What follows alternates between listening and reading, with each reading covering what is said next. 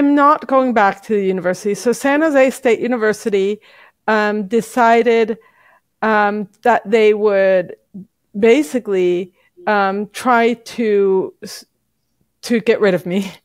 And what happened was in 2020, I published a book called Repatriation and Erasing the Past. And this book right here. Yes. The modern tribe that gets the collection of bones is not necessarily related to the past. The only proof, quote unquote proof, is that this tribe says that those bones were my ancestral bones, right? So that is the only proof that is needed. And therefore, it's a victim narrative, the Native American narrative, that is listened to above and beyond any actual science.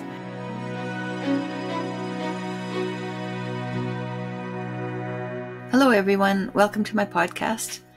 Today I'm coming to you from my trailer. So that's why you see a bed in the background. I had a very interesting conversation with a guest today. Her name is Elizabeth Weiss.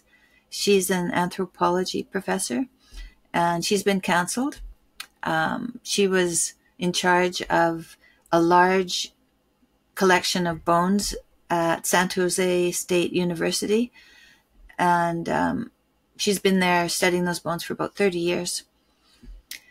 But she's been canceled because of her recent talks on bones and identifying sex in bones, and also the reburial of bones and the repatriation. And it wasn't the repatriation of bones in the beginning, but what it has become with the ideology of Native Americans, indigenous peoples, reclaiming what they feel is theirs. And she tried to make sense of that and to show factual evidence for what she was doing. But of course, the cancel culture came about, and that's very strong in the university. And so she has some things to talk about with us about what happened and her views on bones and archaeology and what she'll be doing next. So I hope you enjoy the conversation as much as I did. We talked for quite a while. She was fun to talk to. And so I hope you enjoy that as much as I did. Thank you. My guest today is Elizabeth Weiss. She's an anthropology professor and an expert in human skeletal remains analysis. And I've never talked to anybody who's an anthropologist or working with skeletal remains. So I'm very interested to meet you today. And maybe you could broaden that introduction into what has happened recently and how long you've been at this and where you hope to continue to go. Yes. Thank you so much for having me on. As you say, my area of expertise is the study of skeletal remains or human remains. I've always loved anatomy. Even when I was a little kid, I loved like those little toys that you put together that are, the skeletal toys or the different parts of the body, like eye or so. So this has been like a long love of mine is anatomy. And when I entered college, I wasn't 100% sure what I wanted to study. I thought of becoming like a medical doctor or a pathologist, but what attracted me to anthropology was this combination of anatomy and asking questions about reconstructing the past. And that was another real big interest of mine, almost like a fantasy. When you're a child, you think about, what life was like in the past. Some people think about what life would be like in the future. But mine was like, what were the people like in the past? And so I drew those two passions together in my studies through choosing anthropology. And one of the things I love also about it is it's a focus on skeletal remains. So not just all of anatomy, but specifically skeletal remains, which the skeleton, human or non-human, it's beautiful. It's just, the form and function. I find it very aesthetically beautiful, but it's also so informing in the sense that you can learn about a person's age, disease, what they did in the past, what sex they were. And therefore, by knowing the basics like age and sex, we can then see what their society was constructed like. Did males and females do different things, for example? Was there a difference in health between men and women? Did they take care of their elderly? And so all this was just very interesting for me. And I started to do this type of research during my master's degree, where I did a MA in sex differences on a master's in sex differences on the femur, so the thigh bone of prehistoric Californian Amerindians. And that really set my path to looking at what we can tell from bones and how we can use this to help tell the story about past peoples. And in 2004, I was hired at San José State University for a tenure-track position in physical anthropology, looking over, curating one of the largest skeletal collections of a single site in the nation, and the largest skeletal collection of a single site that was pre-contact west of the Mississippi. So this was like 300 plus individuals, some of them so complete that they had almost all 206 bones preserved. That's how many bones we have in the human body. And I decided to dedicate my career to studying these remains, but also helping others come to the university to study them. So I made a point, for example, one of the first things I did was to write up a set of protocols that people could, when they reached out to ask about the study, that the basic protocols that they could submit to do research. And every semester, we'd have researchers from as far away as Australia or as nearby as San Francisco, just up the bay, to study these skeletal remains.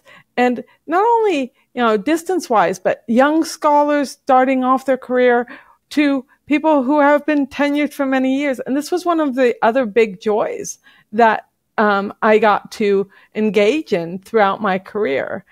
But I haven't only studied skeletal remains from Native Americans. I've also done research on Quebec prisoners of war who were curated at the Canadian Museum of Civilization. I think that they might have changed that name by now. But one of the things is when I finished up my PhD, I did some of my PhD data collection at the museum, and then I did a postdoc there. And so I got to study things like the remains from individuals from the British Columbian coast, but I also got to look at collections from the Quebec prisoners of war, which were European Americans. And then also, I did some research on autopsy collections. These are collections of bodies that were not picked up in, let's say, the 1920s, 1910s, 1920s. Some bodies were donated. And what's interesting about these collections is that you already know the age, the specific age and the sex of the individual. And sometimes you know more like what their occupation was. And so you can help formulate ways to understand the skeleton from people who you don't know that information from and draw comparisons. So they're like a comparative sample. So throughout my research, I basically had three types of studies. One, I'd look at populations from the past to try to see what their lives were like. So reconstructing past people's lives. What did they die of? How healthy were they? did they have a lot of trauma in their life? So injuries, things like that. The other thing I did was looking at specific individuals. One of the things I love is looking at very specific individuals who are interesting in a collection, whether that's a Paleo Indians like Kennewick man who dates 8,000 years back from Kennewick, Washington, or somebody from 3,000 years ago in California. And one of the ones that I recently did shortly before all of my cancel culture attacks arose was I looked at a individual who had severe arthritis in his jaw, and so in the temporomandibular jawbone, and this was more severe than anyone else in the collection. And then the individual wasn't that old, was like maybe in his 30s. So this was unique. But what was interesting was that individual was also buried with thousands of beads, more beads, shell beads than any of the other people in the collection, which I think says something about this person may have been an artisan using his mouth as tools to do the twine, and was in a way honored when he died with this extraordinary amount of grave goods. So it tells the story of a single individual, which is fascinating. And then the third area of my research is really looking at bone biology. So when something is similar throughout time and from place to place, then we know it's not cultural, it's biological. And one of the most obvious examples of this is sex differences. We can go to any skeletal collection, whether it is prehistoric, Native Americans, to modern body donations in Texas or so from European Americans. It doesn't matter which collection you go to. If you look at the pelvis, you can tell who's a male and female. And that's because these differences are biological. They're not cultural. And so that was my third area, trying to determine what is biological and what is cultural. Because once you figure that out, then you can try to tease apart what is unique to the culture as well. Right. So can you actually tell from a prehistoric, how many different attributes can you tell from a prehistoric bone? Because the bones they tell age, they tell sex, but further than that, what can you tell by bones, and where are those bones in the body that tell you those messages most distinctly? Well, right. So you can definitely tell age and sex, and we're better at determining sex than age. Basically, we're pretty good at determining young age, but not good at determining old age. So a skeleton that belongs to a 40-year-old looks very similar to one that belongs to a 50 or 60-year-old. So, right. So once the bones have stopped growing, then it's difficult to determine age, correct. But what else we can tell is we can tell a whole slew of nutritional deficiencies. So iron deficiency will show up as evidence on the inside of the eye socket and on the top of the head, on top of the skull, as little pittings, because what happens is the body thinks that there's been a wound and it needs to heal. And so basically what you have is this excess growth of the trabecular bone that's inside, and yet the cortical bone isn't well enough formed to keep that growth in, and then it resorbs and it results in kind of a sieve-like appearance. So when a child is iron deficient, you'll see this evidence. And it's even when the person has grown up, you still see it, sometimes more than others.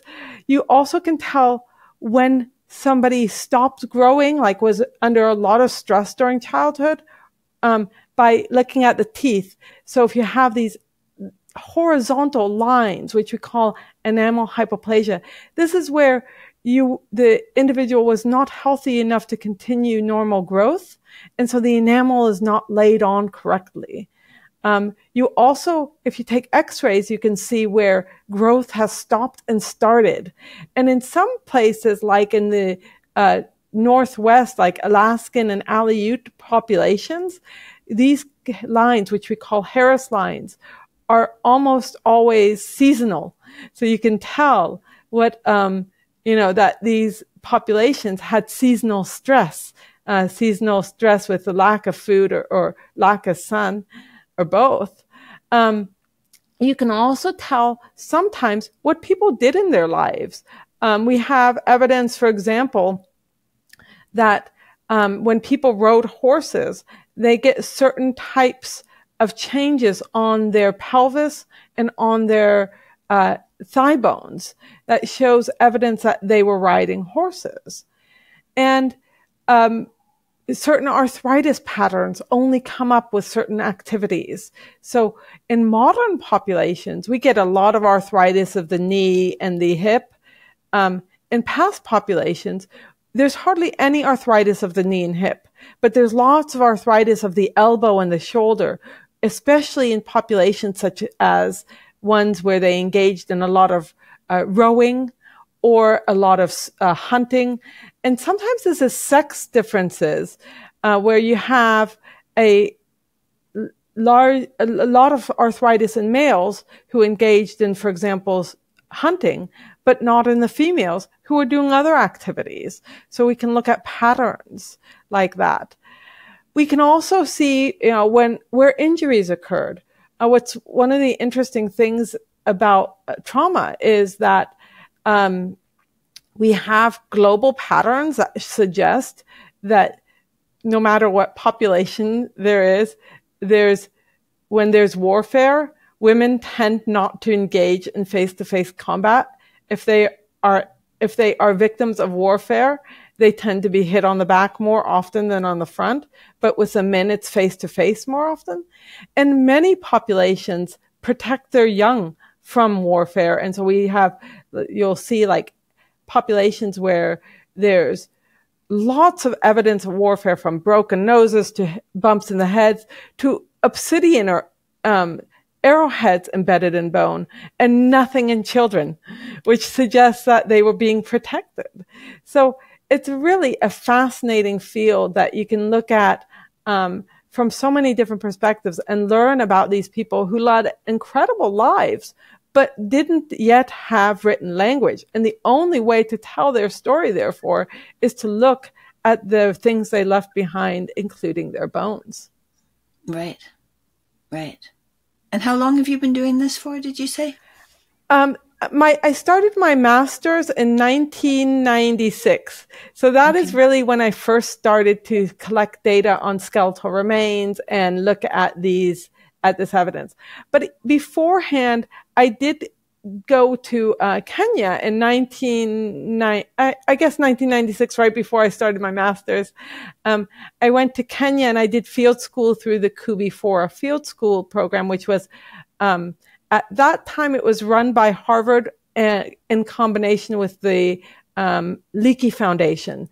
I think it's now run by Rutgers, but I could be wrong.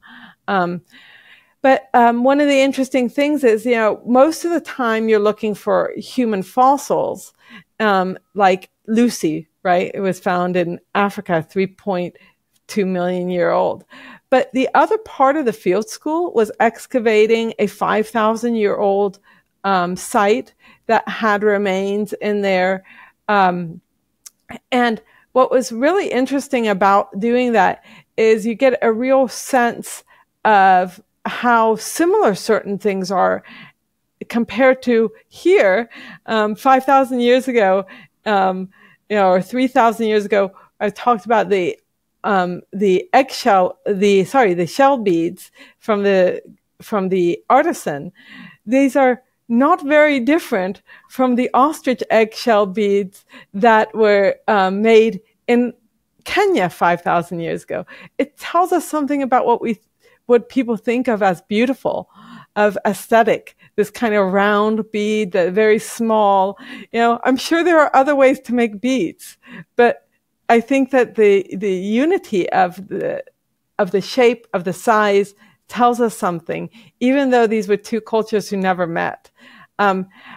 Additionally, when I was in Africa, right before that, I spent a year in Egypt.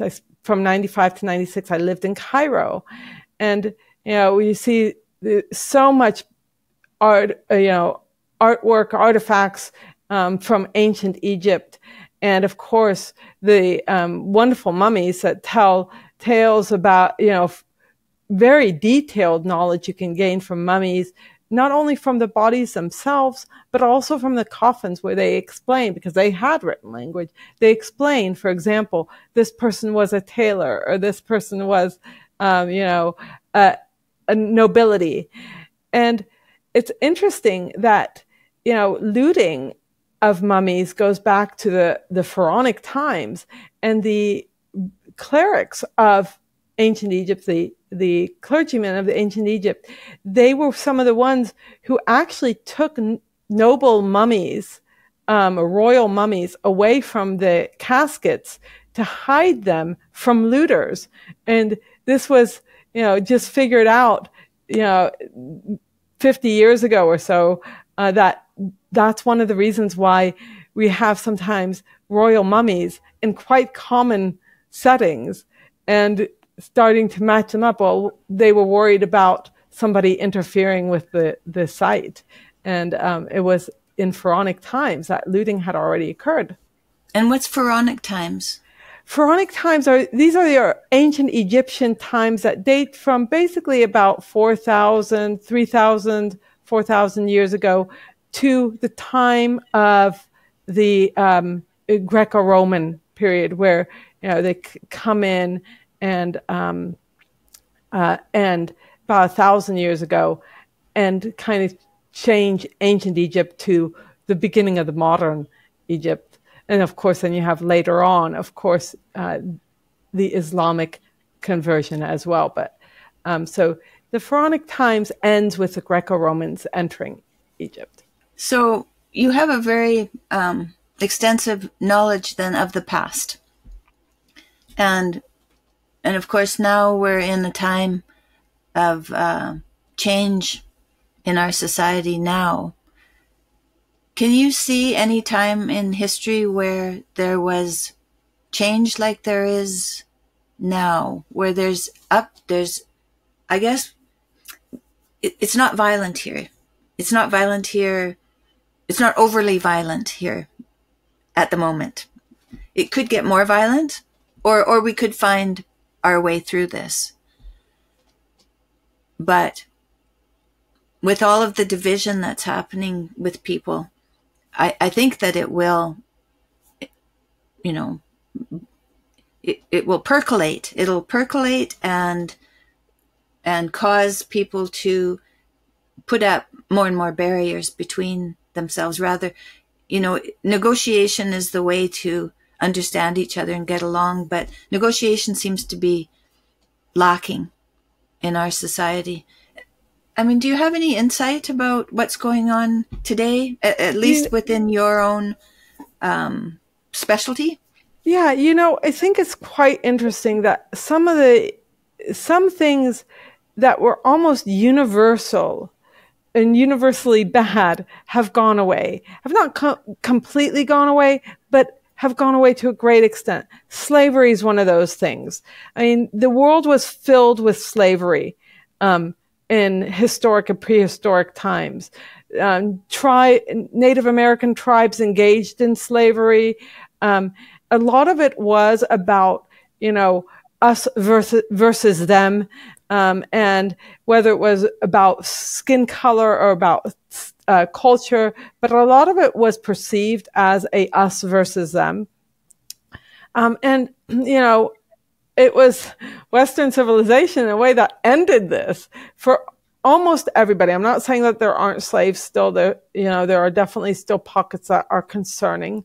But I think that we should be celebrating this kind of victory instead of trying to say, oh, well, this group is particularly bad or that group is particularly bad, and therefore they should continue to pay for the past. In my perspective, what we learn from the past is that things can change and can change from the better, and that no culture is free from, from bad things having been in their past. And therefore we shouldn't try to blame today's people for what happened in the past.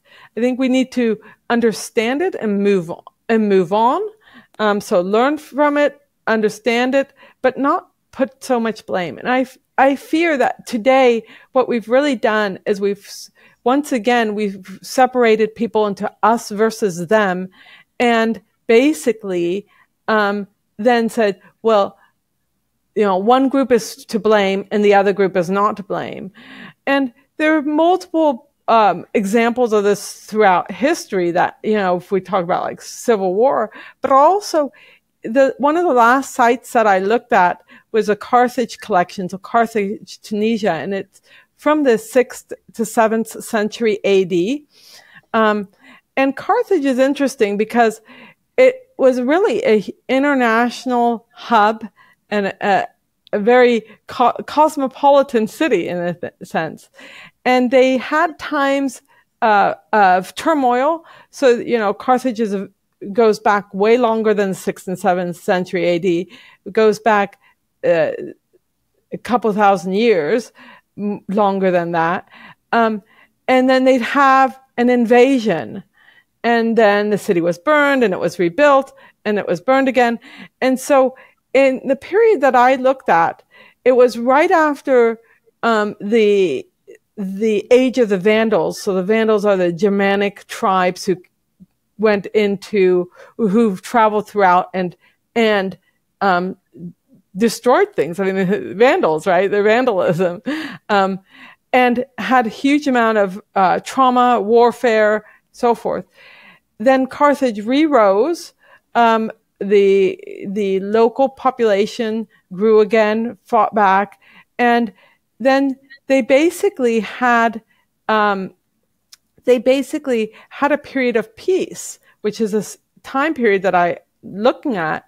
And what's interesting about it is that period of peace was a period where people were saying, we need to have religious tolerance, we need to have tolerance of other people. So they were allowing all this tolerance. But what happened was that tolerance ended because another group, and this time wasn't the Vandals, this time it was the Islamic revolution coming in, was not tolerant. And so basically what you have is wiping out again of Carthage, of the international Carthage, and a destruction of things, a replacement of this international group with Islam, and then it does not change. And we never see the rise of Carthage again. We have Tunisia now, right? But it's not the grandeur that it had been. And I think that this is a good example of, I think most people want to consider themselves tolerant, and that's a good thing.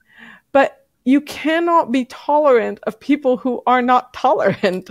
And that's what we're seeing now, is that, we have people who've been raised on this message of tolerance, which I'm not against, but we have other people coming into places of tolerance who are not tolerant. And I think that this is part of, like some of the troubles that we're seeing with, some of the migration, some of the Muslim troubles that we see in Europe and in the US. And I think the point is basically that you have to make, even in a tolerant society, you have to make sure that the people who are coming in are also tolerant. Otherwise, those new people are just going to wipe you out, And I do think that that's a big problem. And I blame in some ways academics, of course, but it's because they married tolerance with a hate of their own past. So it's like a lot of academics, especially anthropologists, will say they're very tolerant, except of the Western civilization. And so they've married this kind of tolerance with a hate of their past. And this leads to some really strange areas, like of course, everybody knows, like now the queers for Palestine, but it also leads to feminists who are not feminists. For example, when I got to San José State University in 2004, shortly afterwards, one of our professors, a cultural anthropology professor, she was a staunch feminist. And yet she said to me, if I had a daughter, I'd rather my daughter wear a full hijab and be completely covered up than walk around in miniskirts like some of our students who look very slutty or who look, who dressing like sluts. And that's basically what she said to me. And I was shocked because I didn't think this was very feminist, and I said to her, I said, if I had a daughter, I would want her to live in a place where nobody else was telling her what to wear and where she was not judged based on what to wear. And the problem is when you get people who, like that cultural anthropologist who's tolerant except of her own culture, coupled with a group coming in that's not tolerant, then that's when you have problems. Then that's enabling. My perception of it. Right? Then you're enabling. Yeah, you're enabling. Absolutely. Right. Absolutely. And even from the alcoholic literature, enabling an alcoholic to drink more, that's just not helpful. No. It's just not helpful. And you can say that you've done it out of fear. You can say that you've done it out of compassion. But in the end, it's not helpful. So it doesn't really matter what the intent was. Yeah. Yeah. So, and we found ourselves now where the universities have taken on, instead of truth, which used to be, now it's tolerance. Yes. And actually, that's another aspect of the academic problem, and how it feeds into our greater cultural problem, is that universities, for a large part, especially anthropology, have abandoned truth, the search for truth. My perspective is, when you're doing a science, whether it's a social science or a hard science, you're always in search of the truth. You may never get it. Your truth may turn out to be wrong, but that's your goal, right? So, and in anthropology nowadays, there's a different goal. The goal is a postmodern goal to enable victim narratives to be told and not questioned. So who tells the story is more important than if the story is true. And I actually think that this does more harm than good to students and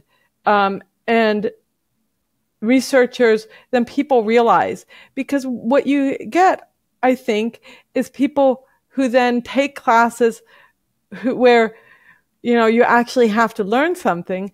And if they're not capable of learning it because they don't have the background for it, they don't have the basic knowledge that they should have gotten in the previous classes, then they feel like, well, the only reason why I'm doing poorly in this class is because this professor is racist, or this professor is sexist, or is against my or is Islamophobic, as opposed to saying, wait, you know what? Maybe I should have maybe I should have had a teacher who was harder on me in the past, or maybe I should have paid more attention. And if it's a student's fault, I think it could be both.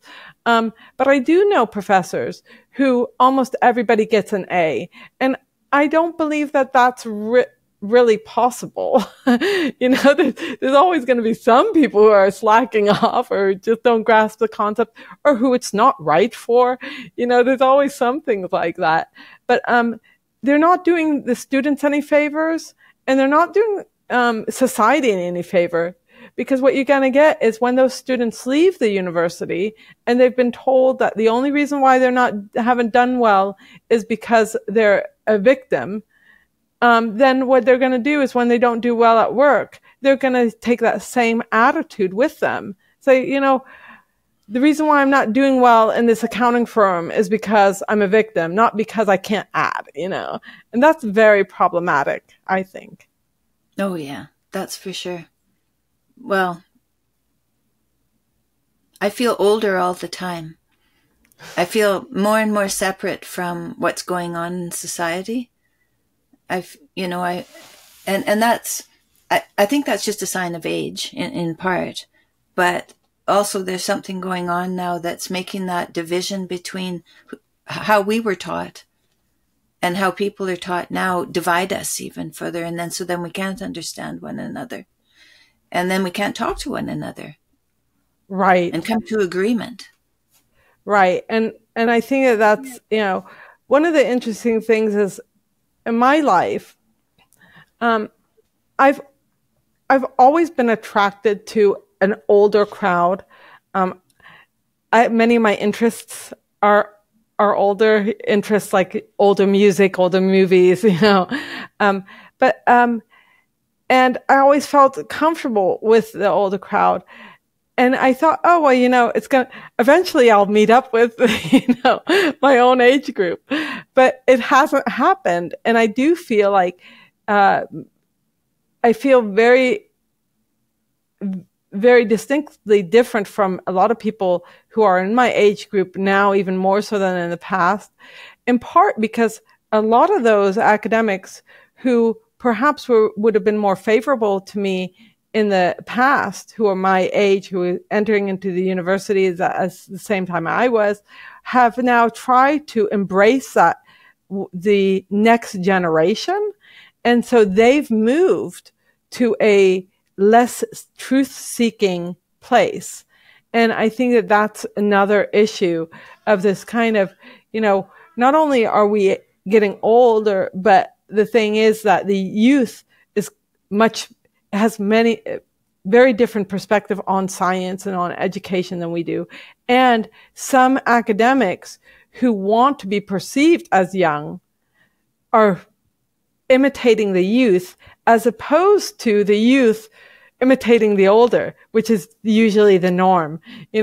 We tend to think like, oh, you have this mentor and therefore you go towards that mentor's position and so forth. And so you're getting a maturity of the science, but actually we've gone backwards. And I know many academics who, they start picking up not only the lingo, but even the ideologies of the youth, not because they're correct, but because they're popular and they don't want to be seen as being unpopular. Right. Well, our communities have been hollowed out. And so we're trying to find community in places where community is, what wasn't the aim, where it's teacher-student. The community is supposed to be among the students and the community is supposed to be among the teachers. But now there's maybe an overlap between the teachers and the students forming a community. And the community used to be, it used to begin at the church. In the middle of the town would be the place of worship, and then the community would gather around and support one another in the name of truth and service. Right. Yeah, and I think the other aspect that's gone on the community level, I think, is the structure of the family. I think has really very much changed. I'm very close to my family. I'm very close to my parents. I don't have any children, unfortunately, but I'm very close to my siblings and my family. And one of the things is that we used to look up to our parents. And of course there's been, rebellious youth, but you usually get over that and then you start looking up to your parents. So you look up to them when you're little, you have a little rebellious period and then look up to them again, right? But I think that what we see in the past is we have this very, tight fit communities and also families that then come together for various times, but also really invite other people into that family unit, like in-laws, in a way that I'm not sure that we see that as much anymore. I know my mother's German, and she was the youngest of 12.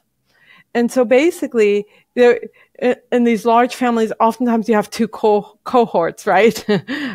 And so, some of her siblings she knew much better than others because, some of them moved to the States during the war times. And, so there were some, but regardless, there was always a very strong family life. And one of the things that I really enjoy, is listening to my parents, especially my mother, tell stories about her family life because of the sense of community and the sense of responsibility of doing what's right. And so, for example, even though my mother was the youngest of 12, she tells me about her mother who, during the Nazi times, during the Holocaust times, would hide, Jewish families from the Nazis, at great risk to themselves, at great risk to herself.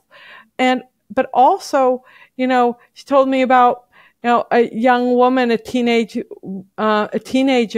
who was sitting on a park bench in tears. And my grandmother was like, what's wrong? He said, I'm pregnant. I'm not married, I'm pregnant. My father kicked me out. And my grandmother took this woman in, this teenager, in until the baby was born. And, then when the baby was born, called the father up of this teenager, gave him a talking to and said, you better come and pick up your daughter and granddaughter. And he did, and it turned out fine. So these kinds of very personal interactions and stories. And they're framed, I think, they're framed in the tales of strong women. And I think that when women decide to uphold these kinds of values, take these kinds of risks, I think that makes a community stronger. When women abandon these kind of things, I think that's very problematic. And so cultures that I would say belittle women are actually much more violent than cultures who don't. They are not as successful than cultures who don't. So when you see cultures where there's multiple marriages or women who are shoved to the side and, trying to hide, these are not strong cultures because you need the strong feminine aspect to have a strong culture.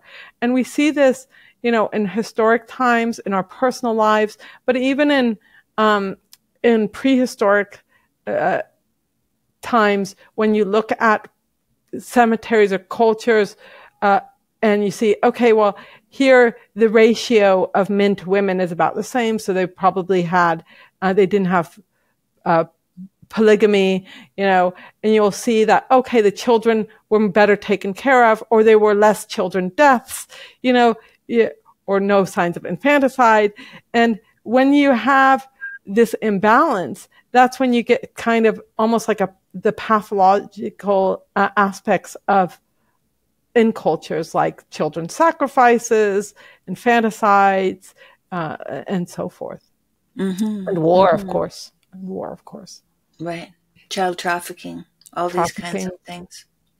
Yes. So usually if you saw skeletal remains that didn't match, you know, that they were a different race of people in among them, then that would be a sign of war. It could very well be. And a lot of times what we find is when we have different people in a same site, is that one group of people have a lot of injuries are occurred. Or what we, in the site that I studied in San Jose, spanned 2,500 years from the beginning of the site to the end. And what you found is that the population changed over time, and that before every time a population changed, you'd have an increase in violence and in new people afterwards. So there was this invasions occurring. And so that's one of the things we do find. Now, there are areas where they're capable of really having a mix of different people and successfully, but I think that is less common than we think. And I was listening to somebody talking about Egypt the other day, about ancient Egypt and modern Egypt, and they're saying, oh, you know, there was all this harmony in Egypt. And I was like, well, Egypt was, you know, Cairo and Alexandria, especially along the Nile, there was definitely multiculturalism. There's definitely different races of people around, but it wasn't peaceful. And we actually know, for example, that the ancient Egyptians had slaves, and that these slaves most often belonged to people coming in from the outside, or people that they went down and got from the outside. Of course, that's the other possibility.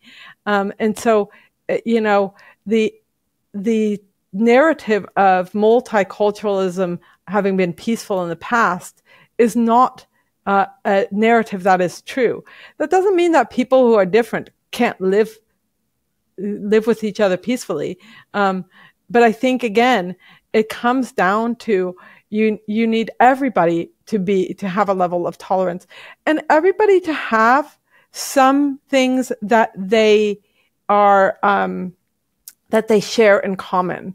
So like the love of children, like we kind of assume that everybody values children the same, but that's not necessarily true.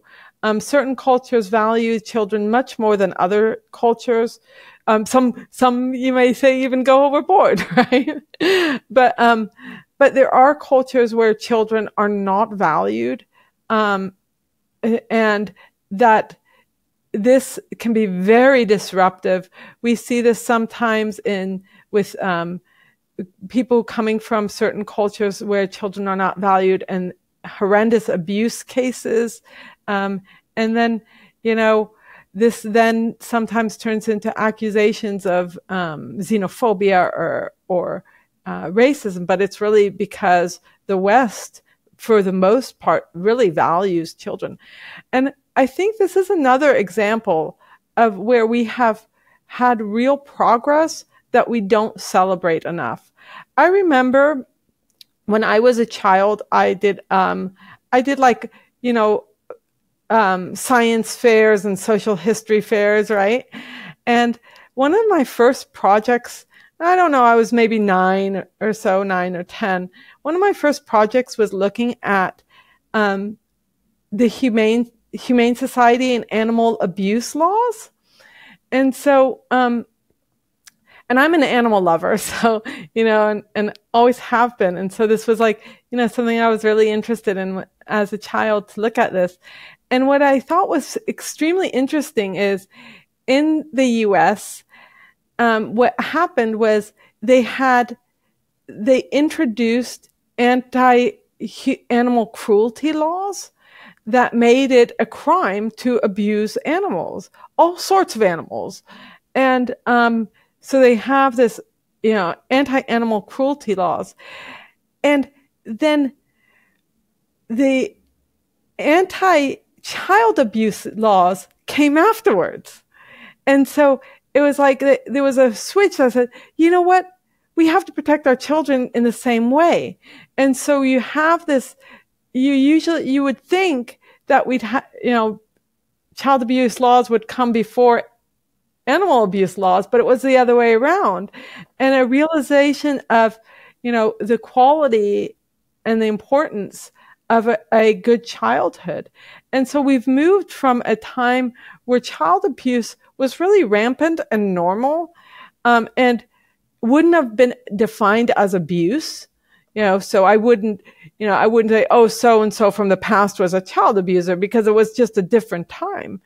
But to a time where we really understand that this kind of abuse is harmful. And then you have interesting people who really early on were way ahead of their time and said, no, I'm not going to, treat my children like this. Darwin supposedly was a very gentle father and never hit his children. And so Charles Darwin. So, and these people who step out of their culture in that way are some of the people who shape the next culture. And sometimes that's really good. Right. Well, you have to have, it's hard to be the one who stands out from the crowd, right? It's hard to be that person. Yes. So you have to have a reason. You have to have a reason that will impel you to do that. And it could go well, and it could go bad. It could go badly. But yes. Eventually there's going to be one who's at least remembered for what they've done. And Charles Darwin for sure was remembered as someone who made a difference and stuck out among right. among the mob, that's for sure.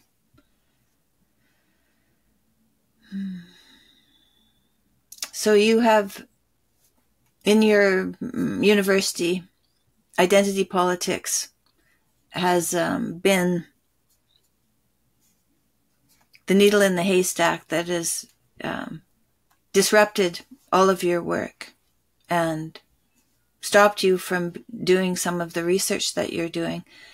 Are you going back to that university after you're done? No, I'm not going back to the university. So San José State University decided that they would basically try to get rid of me. And what happened was in 2020, I published a book called Repatriation and Erasing the Past. And this book right here. Yes. And I published it with Jim Springer, who is a retired attorney. And the book talks about the importance of the study of skeletal remains and how reburial laws are ruining the science.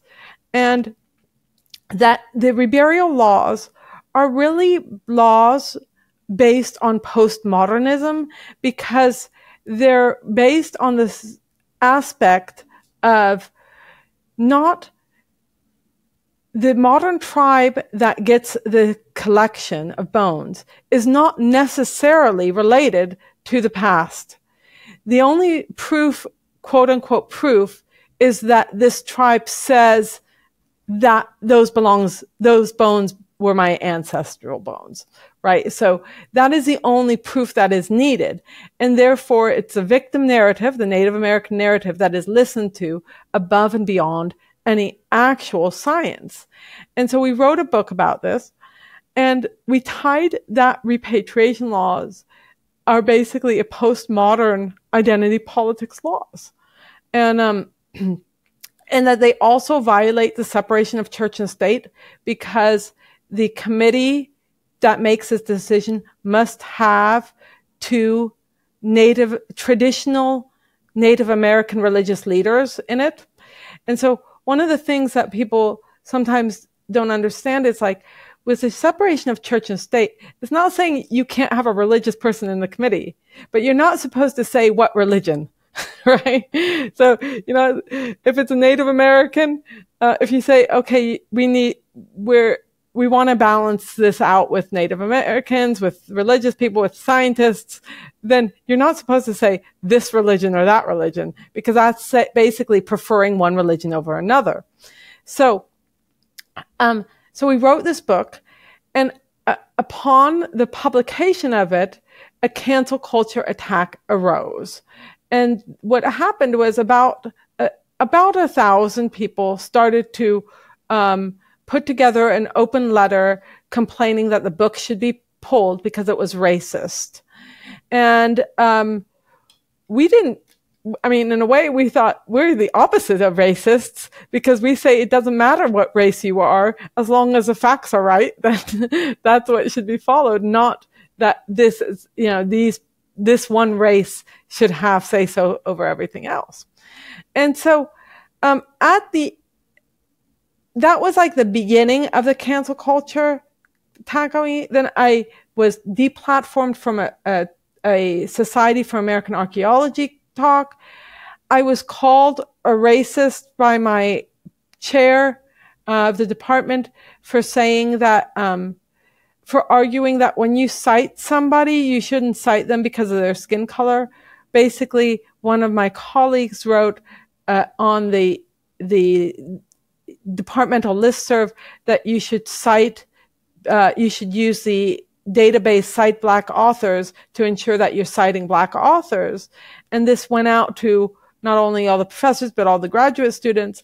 And I responded quite politely. I said, you know, I know this is well-intentioned, but I think you should always cite the best work regardless of someone's skin color.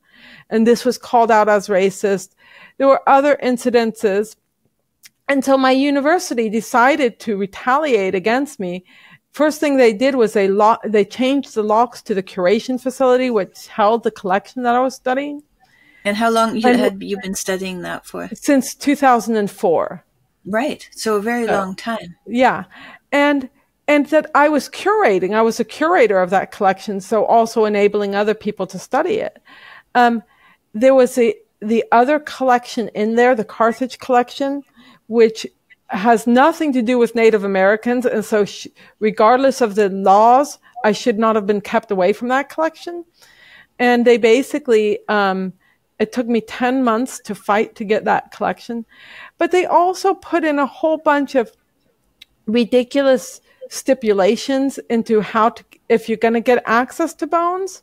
So one of the things that I've been very vocal about is that progressive sexism is still sexism. If you discriminate against a woman based on, you know, Islamic, that you're trying to defer to Islam or trying to defer to Native Americans, it's still sex discrimination.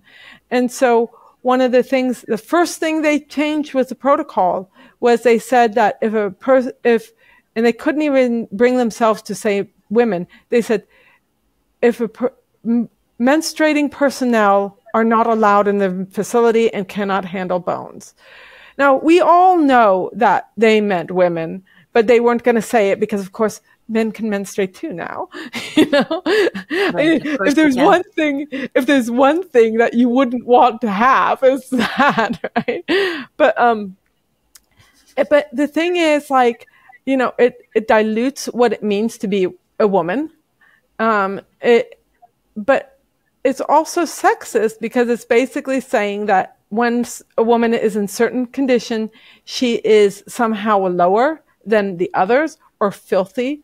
And the Native Americans now who talk about these myths, and the progressive academics, they'll say, no, it's not about being dirty. It's about when you're on your period, you are so powerful that you need to be away from people. Well, we know that that's not historically, ethnographically, we know that's not the reason. It's about the belief that when a woman is bleeding, that she is filthy. And I think that this was unbelievable that they put this in. And I immediately told them that I planned to file a Title IX suit, and they removed it. But I shouldn't have had to do that. You know, I don't know if they would have removed it had I not been already suing the university for their retaliation against me.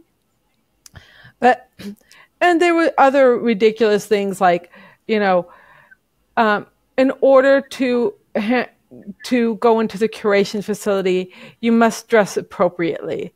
I think when you hear that, you know they're talking to women. It's almost always, it's not like when you're going to a restaurant and they say, formal dress or no shoes, no shirts, no service. This is dress appropriately. Dress appropriately for who and for what reason? This is about, not dressing quote unquote provocatively. This is aimed at women. And so I do think that these things were I think they were sexist, but I also think that they were retaliating against me because I knew that these things would bother me. And what ended up happening was through many different aspects of the case, I sued my university, many different aspects of the case. I won some little things, and I had some step backs, but because you are not allowed to sue Native Americans, they're considered sovereign in the US, but I was required to have them in my case. They were considered necessary for the case, but I could not add them. My case was going nowhere. And so what I decided to do was I settled out of court. And I would say that I got some things that I wanted and they got some things that they wanted. But in the end, what I got, which was very important to me, is I'm still an emeritus professor. So I still have access to ways to I still have my title that will allow me to, find other collections, hopefully, still have access to the journals, still have my university email that will allow me to submit to journals, things like that are important to me. And I'm after this this time in New York City, I'm heading to Tucson, Arizona, where I have my second home. And once I'm in Tucson, I will start going through data that I had previously collected and do some research on the skeletal remains from San José State. Because the other aspect of my case was the provost, and the provost is the second highest person in our university system. He basically said that I was not allowed to use any data from Native American remains, even previously collected data. And that just is not acceptable to me. It's just an absurdity. They also kept x-rays away from me. They're going to burn x-rays. And these kind of things are just an absurdity. I had applied to do research that I thought was going to be very interesting, that was going to look at at these Harris lines that indicate growth stopping due to stress, coupled with some nutritional indicators such as the iron deficiency, which you can see in the eye orbit, but also you can see other deficiencies like vitamin C deficiency on one of the inside bones of the, and look at that from a perspective of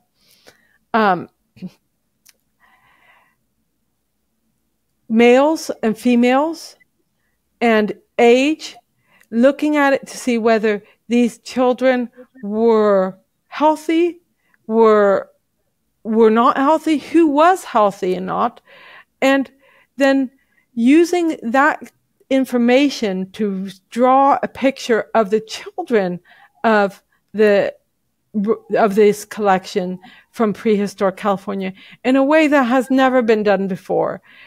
Furthermore, that helps us understand what indicators correlate, go well together, and which ones don't.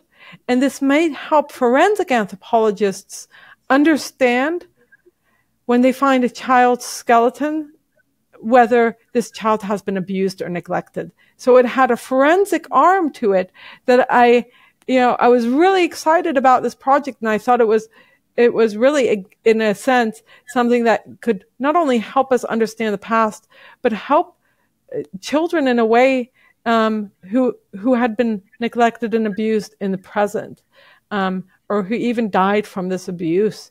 And so I was really excited about it, and unfortunately, instead, they've decided to burn the x-rays. So very disheartening that they put these kind of identity politics in front of research that maybe could very much help even modern people. And I do think that one of the problems with anthropology nowadays is identity politics.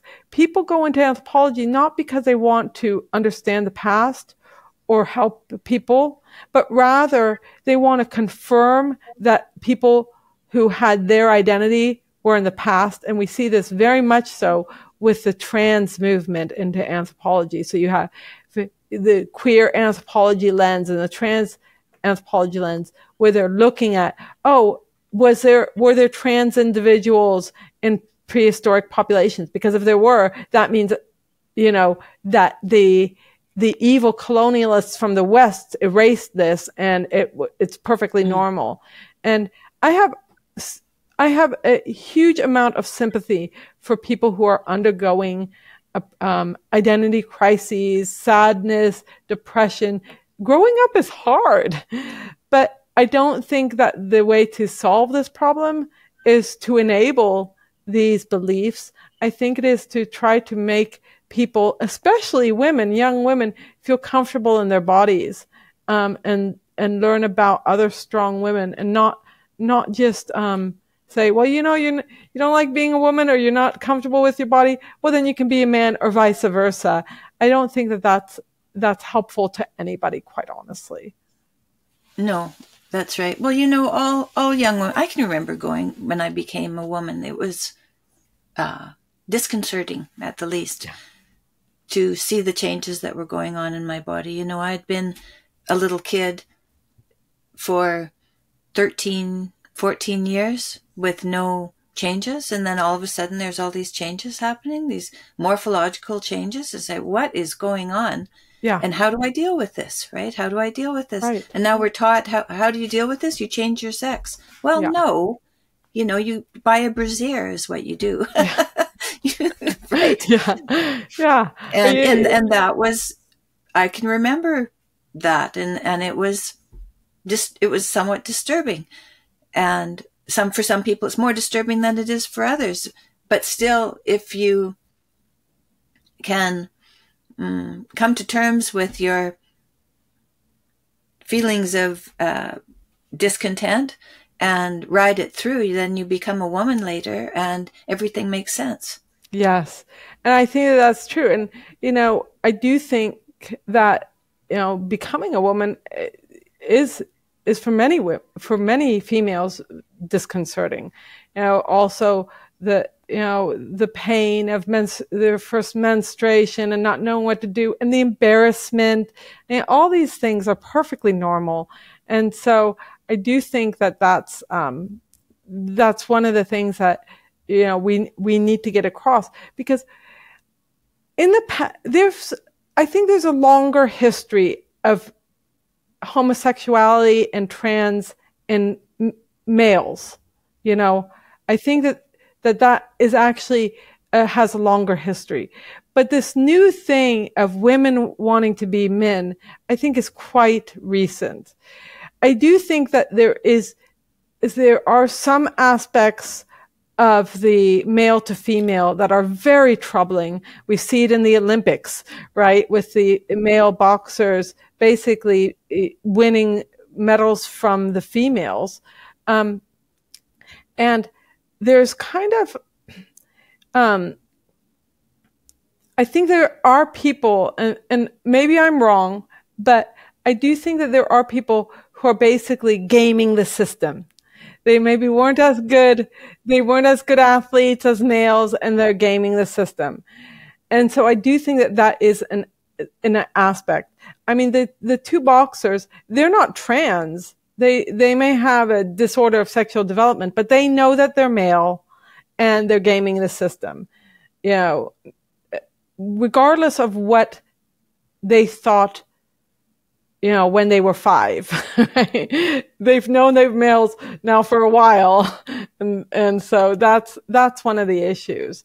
But the other thing is, when someone says, if you're not a perfect female, then you're not a female, that leads to all sorts of further problems of self-image. I wrote an article on the sex and bones saying that, sex is binary. And one of the things that I brought up was that there seems to be this misconception. One of the misconceptions is that if your anatomy is not a perfect female anatomy, then you're not a full female. Then you're on the spectrum. Well, that's not true. We've known since before Darwin that there is no such thing as perfect in nature. There's not a perfect female and there's not a perfect rose. That doesn't mean that you're less of a female. It just means that it's a normal variant. There are pathologies that are then mistaken also for the spectrum. For example, the chromosomal pathologies, the disorders of sexual development. This too, it doesn't mean that sex is on a spectrum. I mean, there's pathologies of all sorts, and we don't consider that necessarily normal. For example, some people have extra fingers on their hands. We consider that a pathology, and we hope for medicine to be able to fix those things or to prevent those things. It's not a judgment call to say something is pathology or a disease. It's a fact, and it should be treated as something that you have sympathy or empathy for, but you shouldn't lie about it. So I think that that's the other aspect of it. And then just the fact that,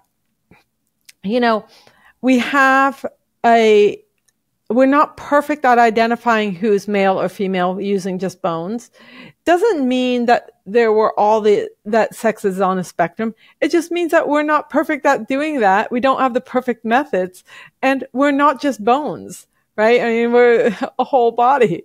So I do think that these kinds of misconstruing the facts is very harmful. And for my position on sex and the binary nature of sex and bones, I was canceled from the American Anthropological Association meeting. They said that my position was like a eugenicist, and that there's no place for transphobia in the conference. Well, I've never been transphobic. I don't even know what that means in a sense. It's, this kind of phobia, postscript is always kind of a red flag that says, you don't know what else to call somebody, so you call them Islamophobic or transphobic.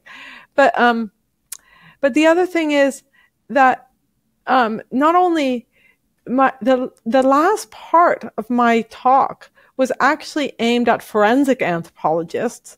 And one of the things I say is, because there are people who cross-identify, and some of these people become homicide victims, that if a forensic anthropologist is looking to see whether somebody cross-identified, what ways would they maybe do that? And the only ways they would do that is if that person literally did have surgery, like feminization surgery. It's always going the other way. And what we find is, so far the evidence shows that even with feminization surgery, forensic anthropologists cannot determine the cross-identity. They still come up with the biological sex, which shows us just how strong that signal is. But the other thing is, and so I actually thought that was being helpful to the trans community, but it apparently was not welcome. And then my final concern about the whole trans issue is that if you don't have healthy bones, you will have a whole slew of problems throughout your life. Women know this. Women know this because when we get older and we reach menopause, we have severe risks for things like fractures, bone fractures, which can lead to very long problems. it's one of the number one causes of disability in older women is a hip bone fracture. And so we have to ensure, women have to ensure, and mothers have to ensure for their women, for their daughters, for when they grow up to be women, that they've made good decisions for their bone health. And if you give a girl puberty blockers, you're ruining her bone health. And this has repercussions throughout her whole life, where we have young women in their 20s and 30s having bone mass like women in their 70s. And this is devastating, and it's nearly impossible or impossible to turn around. And people that's a very good point. You know, that's a very good point. And I imagine that the medical establishment is going to have to answer for that, because yes, they're the ones who are providing these puberty blockers, and now that's going down the road, that's going to lead to more health problems. Yeah. You know, I wonder with this idea of being able to change what is the ideal. Yeah, and you said there is no ideal, right? There is no perfect man, or there is no perfect woman. There's perfection. There's perfection in the ideal, which you can strive for. But to know we all fall short of that. We all fall short of those ideals. Right. But it doesn't give you anything to work for if there is no ideal. Yeah. Yeah. To become, to become the best woman you can, or to become the best man that you can. And I do think that's what we need to do, is we need to strive for what is the best we can be. And in order to do that, I also think we need strong role models, like our mothers, right? Like, some people have a teacher that they really looked up to. And I think that this is one of the reasons why it's so important to have people who you look up to in your youth, and why there is a problem if you have, a absent parent, absent father, or absent, and a problem with letting children only watch TV. Now only going on the internet, right? These children need to learn to look up to something and to strive for an ideal that is actually an important ideal, not just physical appearance, right? So, like, if you think of one of the things that if you think about, like, the whole emphasis on drag queen story hour and all, one of the things is that I've always thought kind of offensive about it is that it's all superficial and it's all about appearance. And it's kind of teaching young people, it's not teaching young people that appearance is not important. It's doing the opposite. It's teaching them that appearance is exceedingly important. And I'm not saying that you shouldn't be, clean and, strive to look well and your best in that sense. But I'm not in favor of cosmetic surgery either. Like, some people would be like, well, you're against, breast removal. Are you against, breast implants? And I do think that there's a difference in the sense that it's, breast implants don't change the whole body in the same way. They don't, but I'm not for them. I think I would like to be I would like women to be happy with whichever ones they have, right? So it's, and part of this is this kind of such a great emphasis on appearance. And I think that social media does that as well. It's all about what you look like. And I just think that that's especially problematic for women. I think that we've lost our guideposts. With eating, for instance, they've processed carbohydrates so that now we have very, very many ultra processed carbohydrates, and we've been fine with that all along. And now they've decided they want to process meat, and we went, whoa, wait a minute. Like, that doesn't sound like a good idea. Well, we've been going along with this, celebrating this processing of all the carbohydrates in our diet. It was inevitable that we were going to get to asking if this was okay as well. And in medicine, we've been using surgery to fix things, and good, you know, we've even replaced organs and rehabilitated functions in our bodies that were not working. And so we've done all of that. So it's not surprising that we've gone, that we wouldn't go too far. But the problem is that there aren't any guideposts anymore. Right. There isn't anything to say, that's far enough. Yeah. And it's kind of, and that's hard. And where did these initial stories come from that had these guideposts, and where have they gone? That's the question. I think that that's an interesting point, especially with diet and surgeries, medical things. One of the things I think is that with surgeries, what we know as anthropologists looking at bones is that actually some of the things that are being corrected, like in the back surgeries, some of them don't need correcting and don't solve the problem. And so you'll have people who get one surgery after another, and they are not solving the problem because they don't understand normal variation. And so they see something that looks like, oh, that's problematic. And it's not problematic. It's not picture book anatomy, but it's just normal variation. It doesn't need to be fixed. People have back pains. That's kind of life, right? And some people have it. Well, we sit down a lot now, right? We sit down so much. We're going to have back pain. The worst thing. It's probably the worst thing you can do is sit down a lot. And everybody's guilty of it. Well, now that we have a computer all the time, we are sitting a lot. So, like, I tried to make a point of taking walks, you know, and I don't have a smartphone, so I don't have the temptation of looking on a smartphone, but just to take walks without a phone, without, you know, just to get out there. But that is definitely one thing and then the thing with food is, I think that people's ability to know what is good food, and I'm not saying good tasting, but good food and satisfying food gets very warped sometimes in childhood. And so, you know,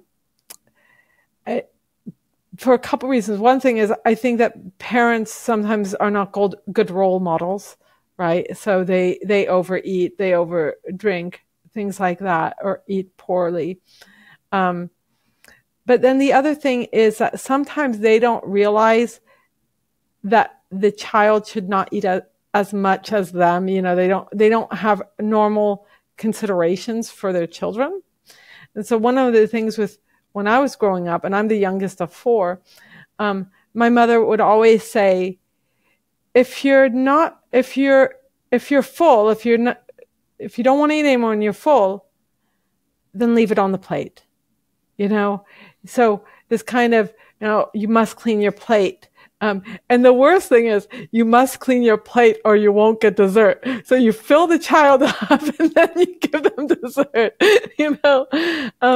And, you know, we always ate dinner at home. Like, we ate at the table at home. I think that that's important too, because it kind of sets the tone and how much you eat, and it's a natural setting, you know. So when you eat on the run, like when you grab something, you not only do you not enjoy it, but you don't get satisfied from it. So you feel like you need more. And they find that people who actually just sit down and eat their meal, they're more satisfied than if they just grab something and go. And this is partially our, you know, lack of time sometimes, but we need to make time for these things. And then, you know, just realizing that some things are naturally sweet and don't need sugar added to them.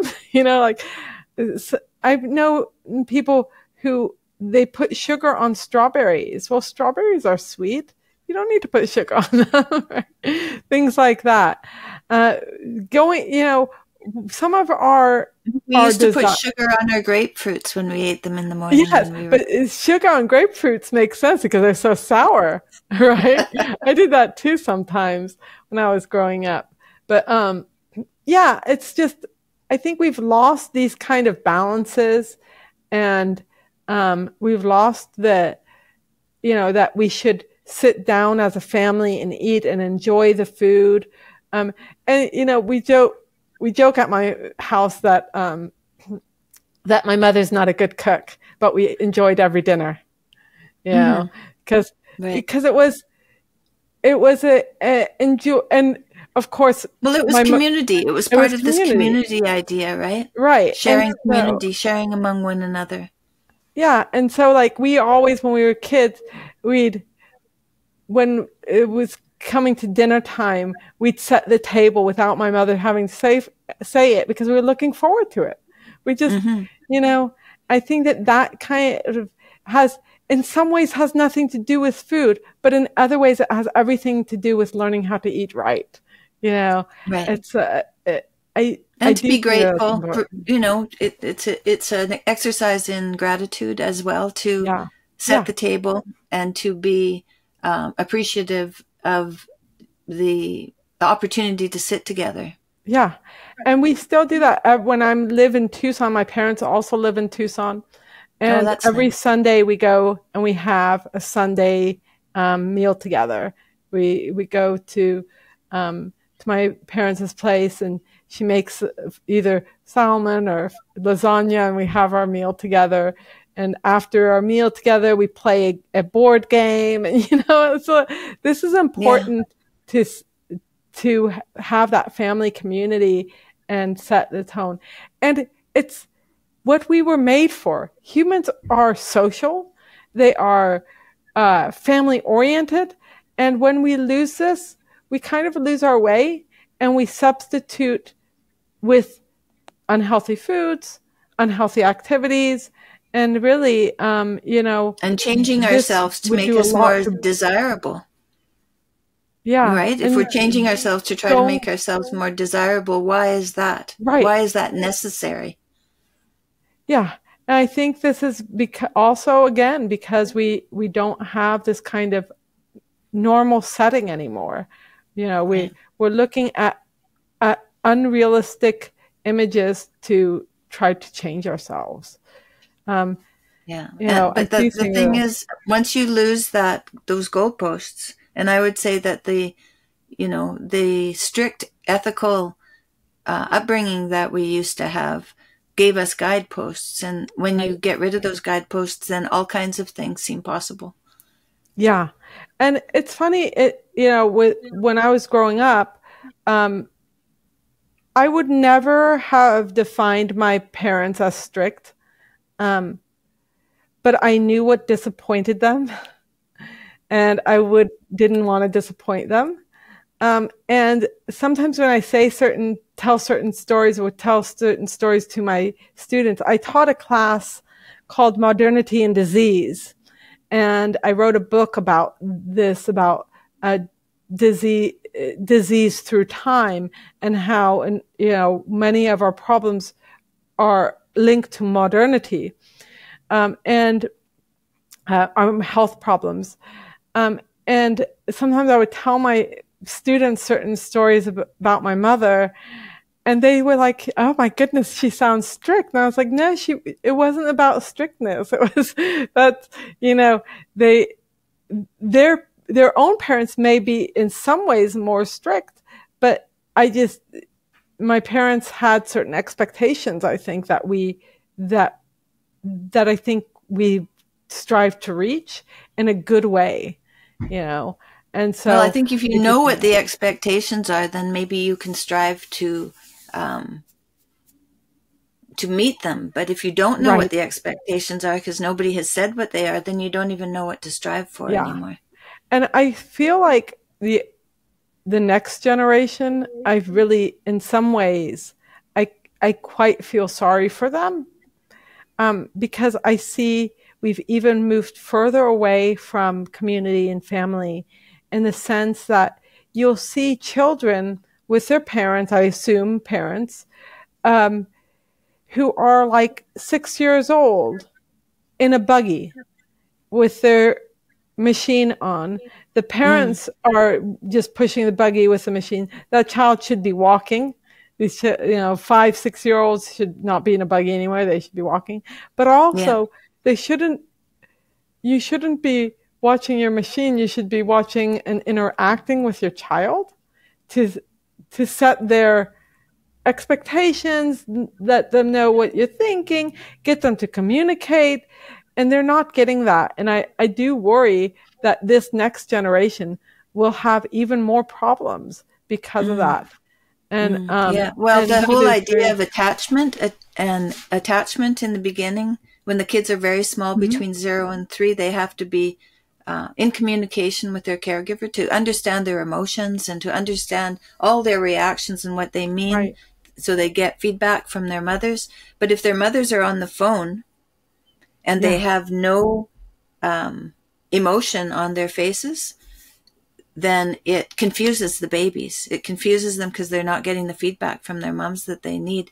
And they're called still face experiments, where you see the distress that happens in a child when the mother isn't giving the feedback back. And so in a family arrangement, or even you see people sitting in restaurants where everybody's got a phone. They're not even talking. They're just sitting on their phones, even though they're sitting all at the same table. It says, I don't know, the phone has taken the place of human interaction. It's brutal. Yeah. Yes. And, I think that this ironically then goes back to to Muslim culture of veiling. And one of the things that I worry about when I see kind of this, full hijab, this veiling of the face with just the eyes, is that children growing up in that environment, they're going to see their mother's face at home, but what they're not going to see is they're not going to see their mother interacting with others and in a normal way, and they're not going to see other women.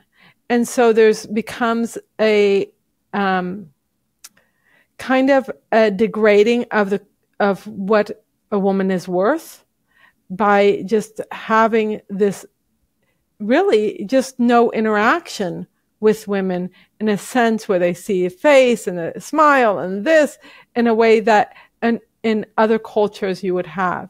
And so when so it stops them from being familiar. They're not familiar. So women are not familiar. Yeah. They're not familiar. They're familiar. Yeah. Right. And so I think it goes back to, well, if they haven't made that connection, they won't value that person and they won't have sympathy for that person. And we see, I think, these kind of things carrying through. So we see it in the phone culture and in the veiling culture, and we even see it on the internet, where when people can be so much meaner to people that they've never met. Even if it's like a professor of anthropology, that if I had met him in person or her in person, she would have maybe disagreed with me but been friendly. That since the only interaction she knows of me is in this very impersonal way, she feels no problem just calling me the B word or saying that I'm a very evil person, because she has no sympathy for me or no empathy for me as a person. And so one of the things I've tried to do, and nobody's perfect, but I try not to fall into those kind of categorizations. I try not to name call.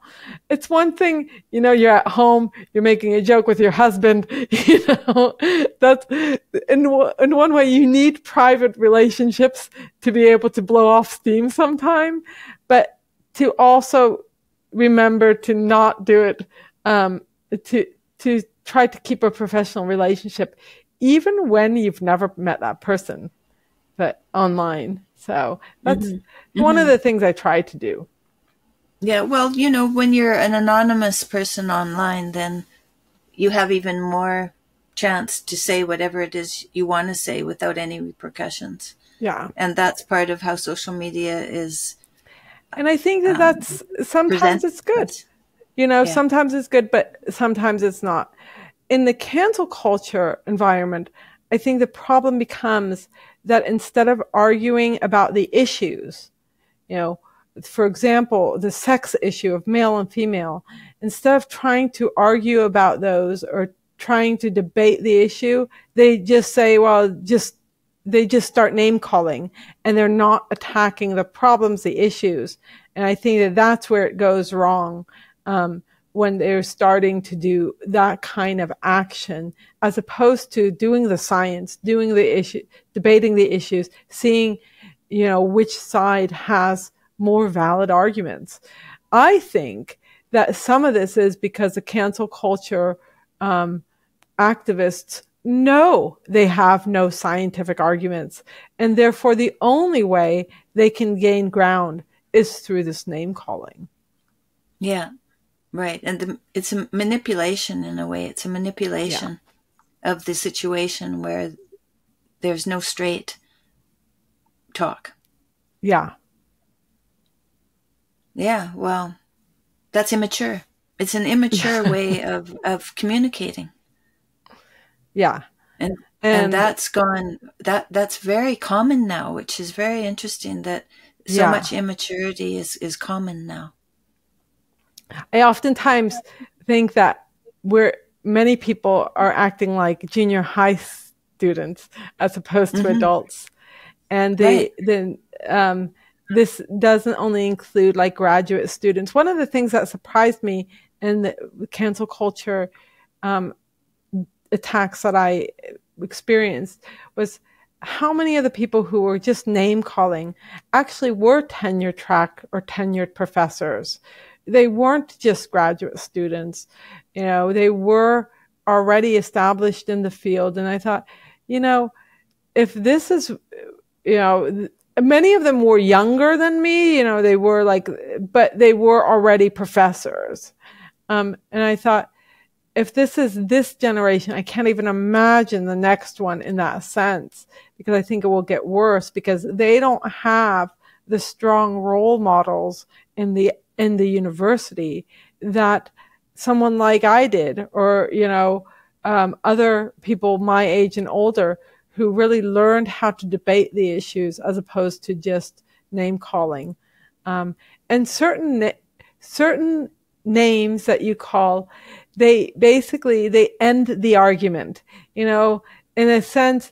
You know, you could say, if somebody calls you a racist, basically the argument is over. You know, there's no, you can say, oh, I'm not a racist, you know, but the argument is over. There is no issue there then. It's just, and they know that. They know it's like throwing a grenade into the conversation. Right. Right. Because they don't want to talk, because they have no argument to present. Yeah. Yeah. So do you have any, you know, if somebody is new coming into the field, do you have any advice that you could give them to try to navigate this situation? Or is it a lost cause? I think you have to be true to yourself. I really think that you know, some people will say, you know, don't show your cards until you got your position or you got your tenure. And I was never like that. I'm such an open person. It would be impossible for me to hide my thoughts about the field and so forth. And one of the most hurtful things that throughout the cancellation attacks and throughout my university's retaliatory actions against me was when people who knew me, like my chair, knew me for, you know, 16, 17 years, said, oh, she was hiding things from us. We had no idea what she was like. And I was like, that is just so disingenuous, because it's just not who I am. It might be who they are, but it's not who I am. And my advice is to to go into a field that you love, and love for intellectual reasons. If it's academia, I do think that, you know, I don't think that everybody needs to go to college. I think there's far too many people getting graduate degrees. So find what you love and go for it. But be true to yourself and see where whatever field you're going through, see where it's heading. I must say that I didn't know the extent of what was happening, but even early on, because the repatriation laws passed in 1990, so basically before I got my undergraduate degree even, I knew that this was going to be a problem. And the first article I wrote on this issue was before I got my job. So it wasn't surprising to me that this was problematic. What was surprising to me was that for most of my career, debating this issue was allowed, and it turned to a point where it was no longer allowed. And that was what was really problematic. So I worked with people who completely disagreed with me about reburial of bones, had no problem with that. We debate the issue, but now it's like, that is verboten. You cannot talk about that. You cannot be invited to a conference about that. It's the same thing about sex. You cannot talk about the binary nature of sex anymore in academia and anthropology. So I think that you need to know where the field is and realize that even if you go in it and it's going in the wrong direction and you try to change it, you may not be successful, but it's worth a try. And that you will find allies. You will find people who help you. One of the things is, throughout all the attacks that I faced, from the first one on repatriation and erasing the past to the final one, which was the American Anthropological Association deplatforming of my talk on sex and the binary nature of bones, I always had people reach out to me and say, you know, thank you for speaking up, or, you know, oh, I'm so interested in this. And so I think that that's important to remember, that you're not alone. There are people out there who, and sometimes they'll reach out to me and say, I don't agree with everything, but I don't think that you should have been silenced. You know, so I do think that there are people out there, and you owe it to yourself to be honest and to go for whatever career or lifestyle that is, that you think you'll be good at and happy with. And that includes, and I know a lot of women think that a stay-at-home mom is not a career choice, but it is. And that includes that as an option. If that is what's going to be fulfilling and make somebody a whole person, a happy whole person, it is a good choice. And I think that we have to be open to all of these possibilities. Yeah. And, you know, that's the thing about being a mother and staying at home with our kids, that isn't taught as an option anymore. Like it was. It used to just be, yeah, it was a known responsibility that women just accepted that that's what would happen. But since taking the birth control pill, it's become a choice, and that's been confusing for everybody. It's been confusing, but I think it's really up to women to say, you know, motherhood and staying home with your children, that is an honorable thing to do and a necessary thing to do. These little kids, they need us. They need their mothers around, especially for the first years before they go into school. They really need us around. And it's really, I think, a disservice for us to say, no, that's not important. Yeah, I was very fortunate. My mother, she chose to be a stay-at-home mother. She had, you know, because of how things used to be, she started basically working, still in school, but, you know, she was basically a nanny starting at like age 14. And then she became like a physician assistant. And then when she had children, she stopped working. And so, in a sense, and this was a choice she decided, that she always wanted to have children, and that she always thought it was important to raise her own children. And in a sense, I think that this is it's probably the most important job you can do, is to be a mother, and that sometimes it's just kind of looked down upon.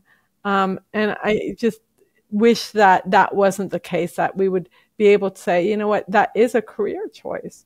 It's not for everybody. And some people, become stay-at-home dads. And sometimes that is better. And it's not, I would say it's less likely and less usual, especially in the early years. But I don't, I have an uncle, he passed away recently. He had married a much younger woman. It wasn't his first wife, but so he had married a much younger woman, and they had a child together. And because he was already older and already retired, he became the stay-at-home dad, and she was working. So these things, and he was a great stay-at-home dad. He also was a great cook, and the home was beautiful, and his son turned out really well. And, so I think that, we need to realize that there are averages and norms, but be also tolerant of different lifestyles to a certain extent that still are healthier than just dropping a child off at somebody's or a daycare when it's too young. So. Yeah. No, I agree with you. And it's not surprising that we have confusion about this, but just to realize, just like we did with the ideal man, the ideal woman, there's the ideal marriage, there's the ideal marriage between man and woman with children, but everybody's going to fall short of that and have tolerance for it. But just to recognize that there is an ideal. There is an ideal, and that it's up to us to acknowledge that. Otherwise, we have nothing to aim at. Yeah. And then everything is admissible, and then nothing is admissible. Right. Yes. Right? And that's where we are really right now, is that nothing is admissible. Everything is wrong. Nothing is right. Yeah, I think it's almost, at least here in the West, it's almost like everything that used to be considered right is now wrong. Yeah, that's how it seems. Upside down. It seems upside down. Is truth in universities is not looked for, but also the ideal family is considered wrong, but a family that is deviates from that ideal drastically.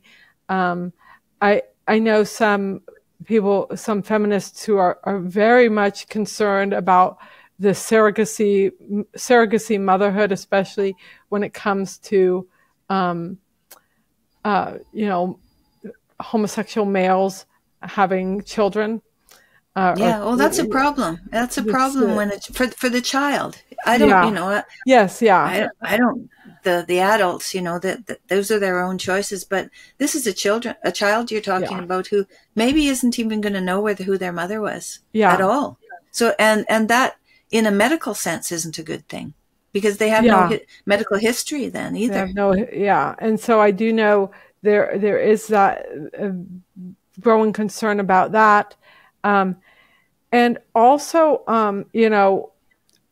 going back to like what is appropriate for children in the sense of, do we really need drag queens reading to kids in libraries? Absolutely not. Why?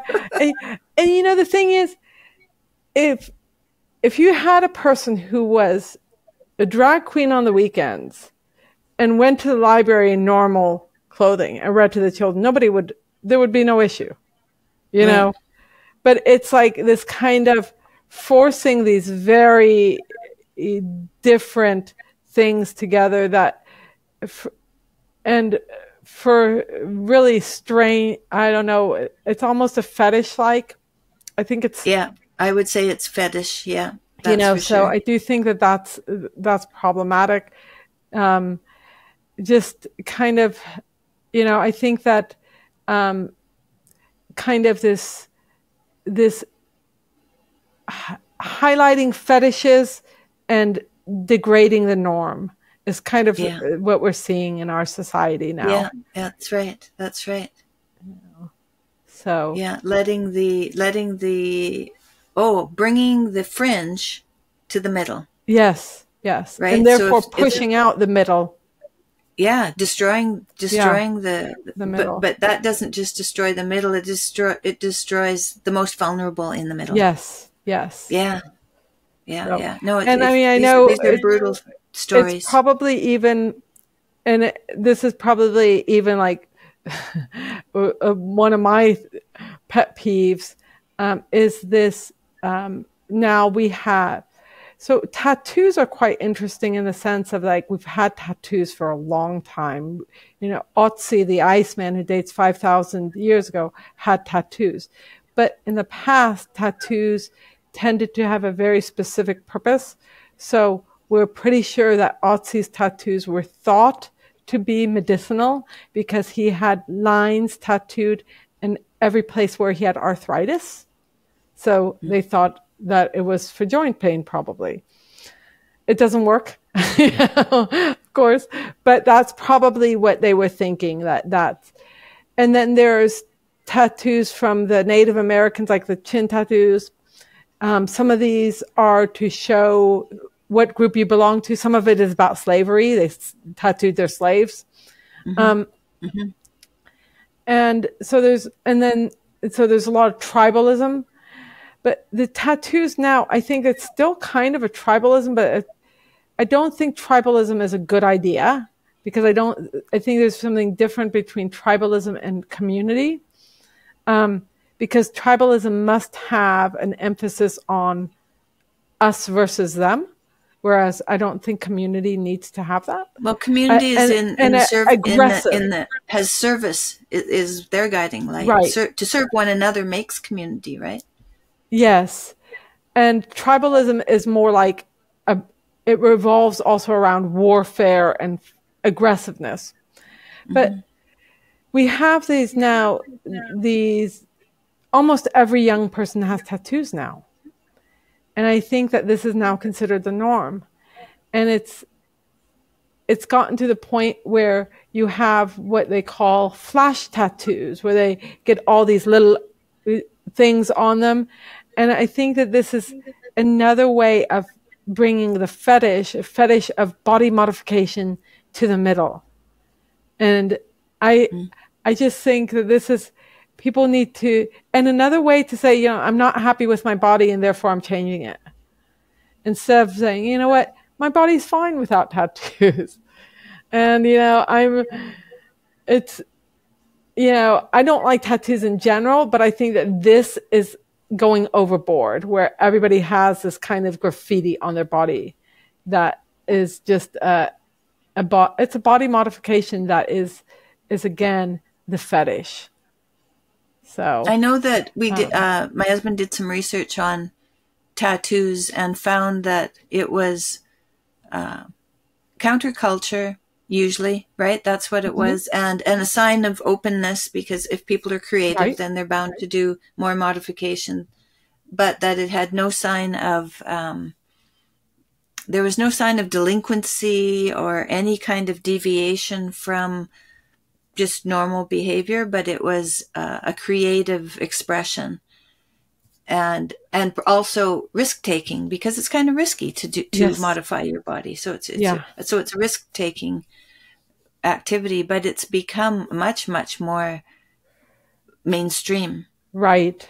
And I don't think everybody is like that. Some people are very conservative and very, they're not, they're very, what do you say, orderly, and they don't take chances. Right. And even, so it's even gotten into society where that wouldn't have been done before. Yeah. And I think even the sense of orderly or conservative is now seen as a bad thing. Right. You yeah, know, that's right. So it's Yeah. again this kind of reversal of being on time, being orderly, being neat is Yeah. now considered kind of a bad thing. So Right. you Yeah. know, Well, if you can't be on time, then you're going to want to lord it over the people who are on time. yes. So Right? it's an interesting aspect of the little sliver of the culture that has gone away. Now it's no longer the desired thing is no longer desired. It's the opposite. So right. And well, like you said, drag queens in story hour, bringing that to the middle. Yeah. Is absurd. It's absurd. It's probably one of the whole kind of queer culture explosion and fetish is probably one of the most harmful to our societies, in the sense that we are raising kids to think that is very much what they should be doing. Not only that it's tolerant, not only to be tolerant of that, but that it is the positive. To be celebrated. Right? Yeah. Oh yeah, things are very strange. Even the whole idea of pride, which is a sin. Yeah. To be celebrating pride, things are upside down when you're celebrating sins. Yes, absolutely. That's another whole, and I actually think like the whole concept of pride is actually something that somebody else should be proud of you for something, as opposed to you should be proud of yourself. Right. So it's like you might be happy about something. You might be like, oh, I'm so glad that I've achieved that, or relieved.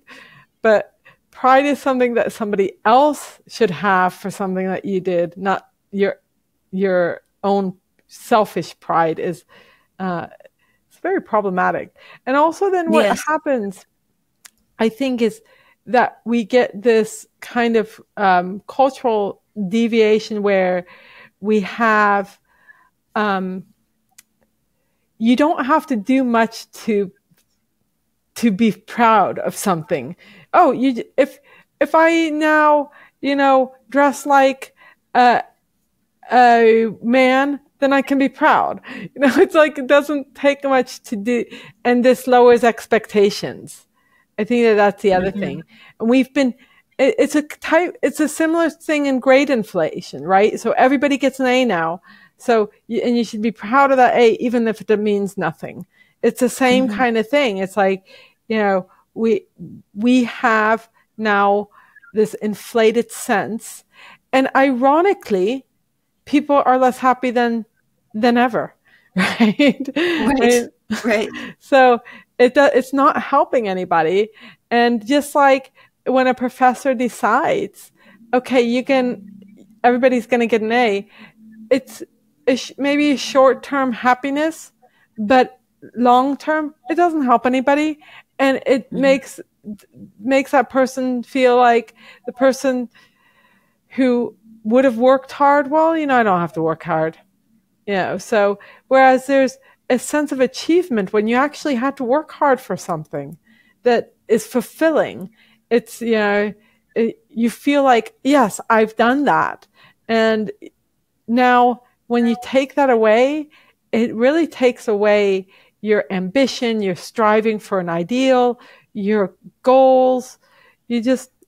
And results in a society, I think, that just kind of is weaker than it should be. I think they're trying to avoid suffering. They're trying to avoid the suffering that it takes to achieve. Yeah. And it might seem like a good thing to avoid suffering, and some of suffering should be avoided. But fair enough.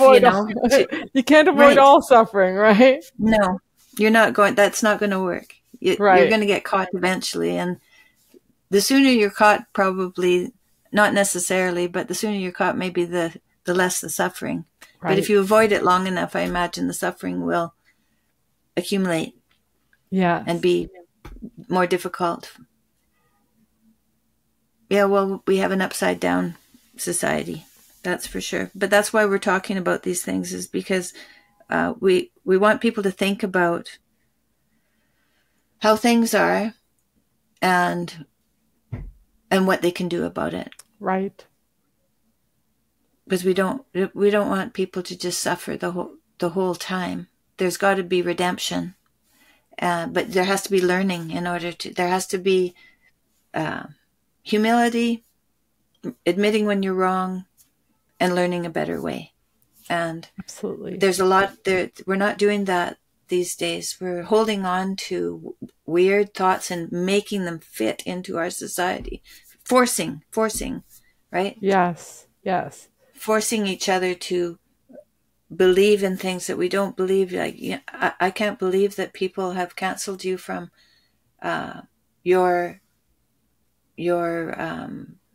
museum full of bones that you've been researching and understanding and building knowledge about for people's health, for our health, for a good understanding of our history. And they want to rebury those bones so that we do no more research. Like, what do you? Yeah, and what is that? That's crazy. I understand that different cultures want to have different ideas about reburial, and I actually hope that when these reburial laws were first put in place, there was the thought that it was a compromise, that we'd give back skeletal remains that clearly were connected to a tribe, and that research therefore would continue on those not connected. And although I'm personally against all reburial, I understand the compromise. And one of the things is that compromise has failed, because almost all of the remains that were linked to specific tribes have been reburied, and research could continue. A lot of them that were, they're not actually, I thought it said in your book that it was very, very difficult, especially with older bones. You can't, right? You won't know which tribe they're from. The older bones, the prehistoric bones, you hardly can. You can't. There's very rare, and so most of the bones that have been correctly associated with a specific tribe were historic, right? So they had documents, they had clear links, and those were the ones that were intended for these types of laws. But the laws have mushroomed and the reburial part has taken over the science part. And so now you don't need any science to determine the links, and you're not having true links.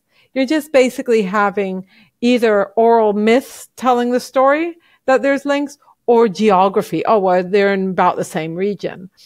And so actually, already many years ago, the job had done its duty, and the clearly linked bones were reburied, and science continued. But now, since then, the definitions of linking has broadened.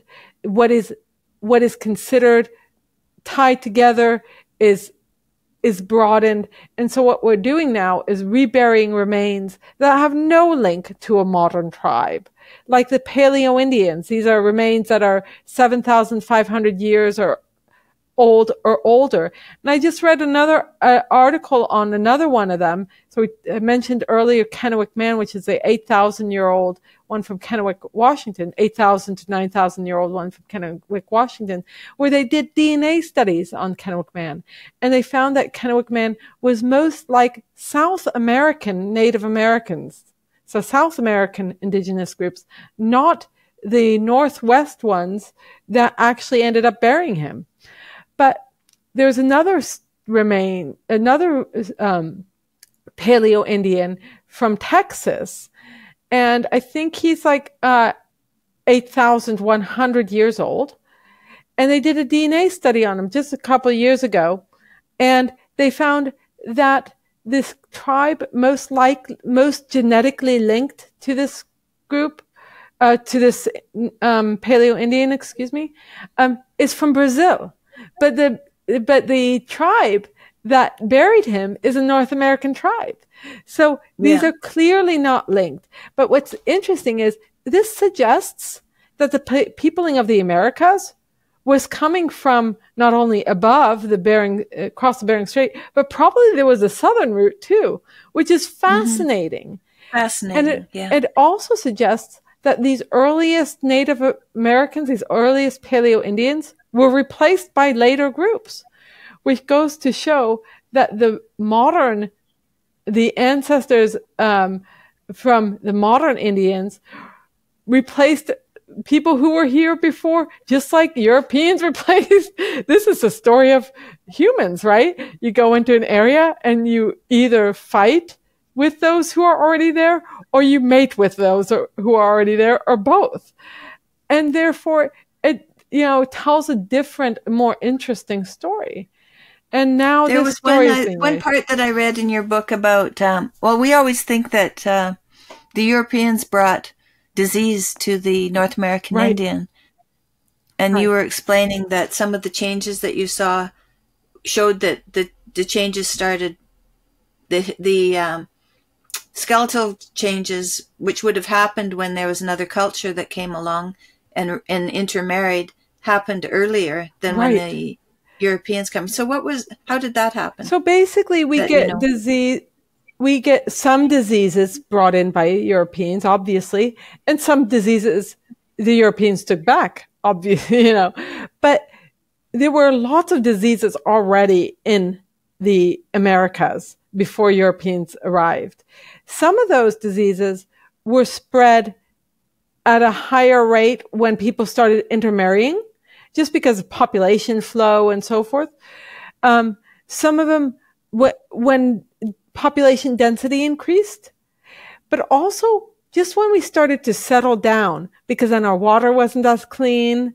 We started having more, when we start at the beginning of agriculture, we start having more nutritional deficiencies because there's an abandonment of hunting and fishing and a focus on agriculture. And then actually, so you get a dip in health at the beginning of the adoption of agriculture, and then an increase in health once it's kind of settled in. And also some of the old ways, the hunting and gathering, gets readopted. So it's not just one way. But so we get nutritional diseases coming before the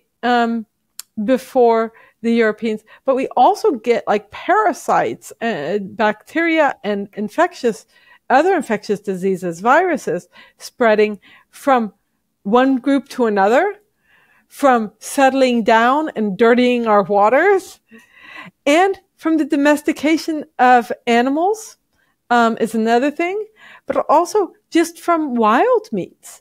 For example, if you look at way up north in Alaska, there was quite a lot of parasites because they didn't have enough wood and fire to keep the fire going long enough to cook things very thoroughly. And so they would get parasites from the fish and meats that they ate. So these things were very common.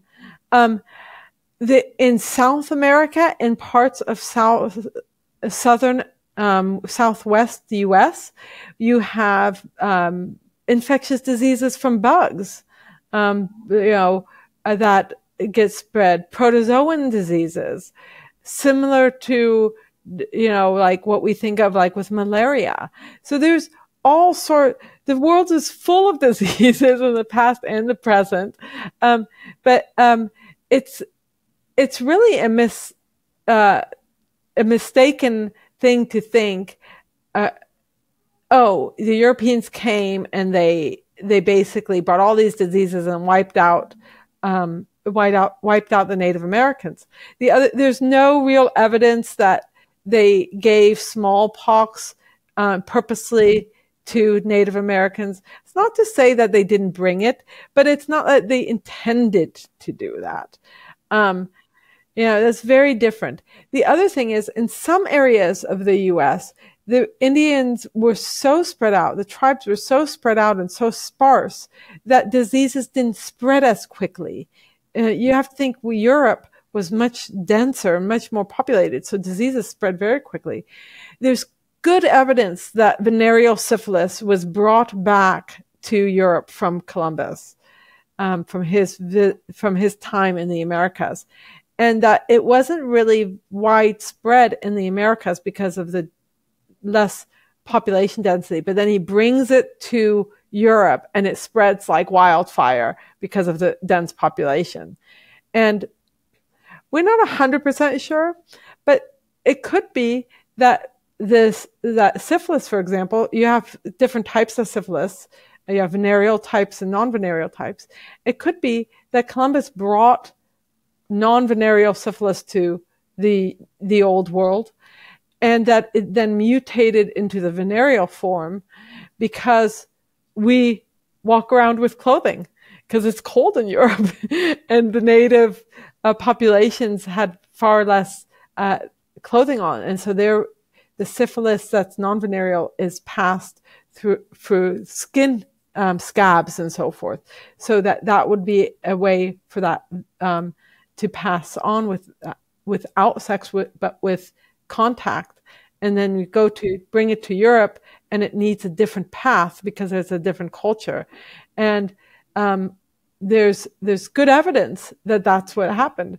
So again, it's important not to just blame one group on all the bad things that go on, because it's human nature, and it's actually, just a global nature of disease spread and so forth. Now, diseases obviously spread much faster now because of all the movement back and forth and the global travel and the high population density. And I mean, COVID, it was a good example of that. And a good example of when scientists and anthropologists should have really taken a look at the past to understand what to do better. And they just totally ignored it. So one of the things, when COVID broke out, I was teaching my modernity and disease class, and we were actually talking about viruses. And I was like, you know what? This is actually not, it seems so horrendous to say, but I said we should be thankful that COVID isn't killing children. I thought that this was a positive message, that it's very harmful for the elderly, but it's really not very harmful for children and young adults. I said, so what we really should be doing is focusing on protecting the elderly. And that was just completely abandoned. Actually, if you look at some of the places like New York and Minneapolis, what they did was they didn't protect the elderly at all. They basically made the situation for the elderly worse by putting people who were sick in nursing homes.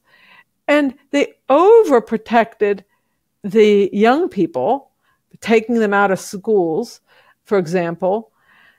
And then they did some absurd things that were shown never to have worked, like cloth masks, So like all the thing, and had they just taken, let's look at what happened in 1918. Let's look at what happened in the plague period and with polio, and make our decisions based on facts. I think that we would have done a lot better, and we would have also preserved our liberty, because a lot of people lost their jobs, lost their livelihoods, stores closed. For no reason at all. This was the real travesty, in a sense. And I'm not against vaccines, but I was against the way that the vaccine mandates were done. I do think that it was premature to require it of young people.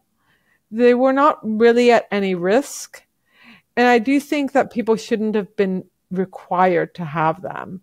You know, I mentioned earlier that my mother's the youngest of 12, and her mother was very worried about the polio vaccine at the time that it came out, because she had seen that some children did get polio, because the first polio vaccines, I believe, contained live virus.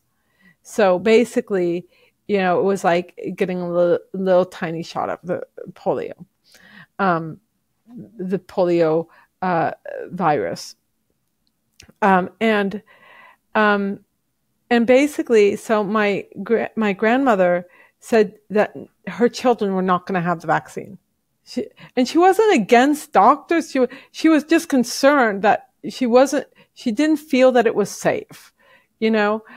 And so she did, none of my children are going to have the vaccine, the polio vaccine. And, they actually jailed her. They put her in jail for that. This is Germany, in late, like 1950s, I guess. And they put her in jail for that, either late 40s or early 50s. I can't remember the exact time when polio vaccine was approved. But one of the things is that they had to let her go because she had so many children at home. Who was going to take care of the children? But she took a stand because she was concerned about it. And I think that there's one thing to say, you know, okay, you know, if here's a vaccine, if this is what it shows, this is what we know so far, and if you want to take it, we're going to give it to you. It's another thing to say, if you don't take it, we will take your livelihood away. That's a completely different, you know, scenario. And I just think that the whole world went crazy and just did things that I never thought would happen. Yeah, that's for sure. I know I was worried because I was wearing my Christmas socks going over to a friend's place, and I thought someone was going to report me in 2020 because I was going to someone else's house at that time, just because I had Christmas socks on. Yeah. You know, it was just crazy. It was crazy. So one more question. One more question I'm curious about. So you said that people went from hunter-gatherer to agricultural at a certain time in history, you know, in different parts of the world, I imagine. Have you noticed any change in jaw strength because of that? Yeah, there's definitely changes in the jaw and the teeth from introduction to agriculture. So the teeth don't change as much as the jaw, because the jaw is bone and the teeth, I know there's some bone in teeth, but its enamel is not amenable to environmental changes like that. But what we get is certain cultures where there's agriculture adopted, or grinding of natural foods, like grinding acorns, where they're basically eating a very pulpy diet, you get a weakening of the jaw. Certain foods definitely they affect the jaw muscles, and the muscles put stress on the bone, and therefore you get your more robust jaw. And so what we see in certain cultures where they have a very soft diet is a weaker jaw and less space for teeth. And so you'll get dental crowding. And so since the teeth are more genetically set, if your jaw changes, and your teeth were made for a bigger jaw, then you're going to have the problems.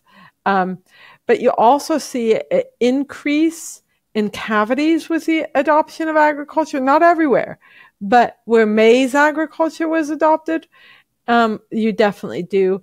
and in certain European areas. But like where rice agriculture was adopted, it's very mixed. Some cultures get raised in cavities, others don't. But what you have before agriculture is you had your teeth wore down really a lot, like much more. And so what you'd end up doing is you'd wear the enamel straight to the pulp, and that would cause an abscess. So it's interesting that in prehistory, even to historic times, the number one cause of death was dental disease. Because what would happen is if you had a cavity that was untreated, it ended up in a hole that allowed bacteria into your bloodstream and you get blood poisoning. You die. If you get this excessive wear, especially in populations with high grit diet, like in populations where they're in sandy environments or who eat shellfish that have low sand in it, then they basically also get the wearing down to where the pulp is exposed and the bacteria gets in it and it dies. And it spreads, causes blood poisoning, and the person dies. So basically, that's kind of the scenario. But even nowadays, what we see is that populations with harder diets have stronger jaws and teeth that are better fit in those jaws because those just a little bit more space, right?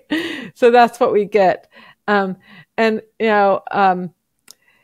some cultures, like there's like a emphasis on the fineness of foods, like the whitest of the white breads and the cutting off of the crust and the softness.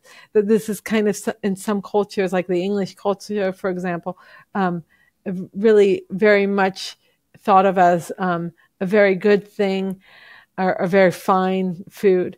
Whereas other cultures, like in Germany, still like the hard crusted breads is more popular, and the darker breads is more popular. And so this is a little harder to eat. And we actually, if you look at around the world, and you look at what people eat and combined with genetics, and then consider poverty level, some of the best teeth and jaws can still be found in some of the least rich places, like in certain areas of Africa where they're still eating foods that require some chewing, but also have lower sugar levels, and they have good genes for the African populations. Some of them have very good genetics for good teeth and bones. So there's a combination, it's not just one or the other. Whereas you look at places like Southeast Asia, and you have almost the opposite. So they have weaker bones, but also smaller jaws and more teeth problems. Even if you control for the poverty level, you'll have these different things. And it's a combination of their culture, their food is culture, and of course their genes. So we do see these things. Yeah, well, I'm very interested in diet because there was a dentist named Price in the 30s who he outlined what happened to people's jaws once they started eating an agricultural diet. And that's what he said, was that their jaws got smaller. Yeah. And they had more crowding of their teeth. So more necessity for braces. Right. And it's not necessarily like an overbite. It's like crowding in the sense of like overlaying. So like people will get overbites for all sorts of reasons. Sometimes genetic, sometimes sucking the thumb, but also like pulling. In the past, overbites were actually quite common because people used their teeth as tools. But that's very different than the crowding that we're seeing now. Right. Yeah. Well, I think I've kept you long enough because I've kept you for like 2.5 hours. That's a long time to talk to someone. But I really enjoyed speaking with you. Thank you so much. And I wish you the best in finding. Well, going back to Tucson, where your family is, I think that's a good idea. Yes, I think so that's a too. very I'm good very much idea. enjoying it. Yeah. Yes. Well, I know, especially after being canceled, you know, you need your community. Yeah. And family can step in Right. when things seem uncertain. Right. Yes. Well, thank you so much for having me on, and I look forward to when it comes out. Thank you very much. Thanks again.